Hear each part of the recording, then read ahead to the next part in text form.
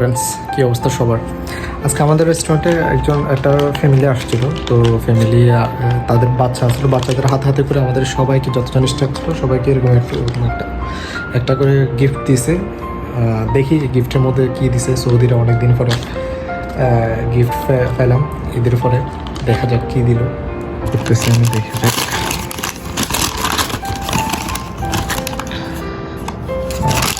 বিসমিল্লাহ। বাচ্চাদের চকলেট, অনেক রকম চকলেট দিছে। চকলেটগুলো গরমে দিয়েছিল আরও আগে, আমি ক্যাশের নিচে রাইখে দিয়েছিলাম, তখন কাস্টমার ছিল।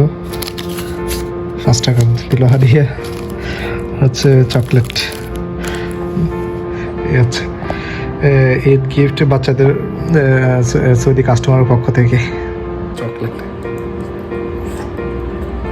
মাঝে মধ্যে সৌদিরা তাদের অনেক সময় অনেক কাস্টমার অনেক কিছু দিয়ে যায়। তো ঈদের পরে এই রেস্টুরেন্ট খুলছি, প্রথমবার পাইলাম। এবং মাঝে মধ্যে অনেক সৌদিরা এরকম গিফট দিয়ে যায় আমাদেরকে। অনেক সময় পানি, খেজুর, ম্যাক্সিমাম যারা ফ্যামিলি নিয়ে আসে, যারা বাচ্চাদের জন্য কিছু নেয়, অনেক সময় অতিরিক্ত জিনিসগুলো আমাদেরকে গিফট দিয়ে যায়। সৌদি আরব দেশে একটা সিস্টেম ঠিক আছে যে তারা সুইট আর খাবার, মানুষকে খাবার গিফটটা একটু বেশিই করে। ধন্যবাদ সবাইকে।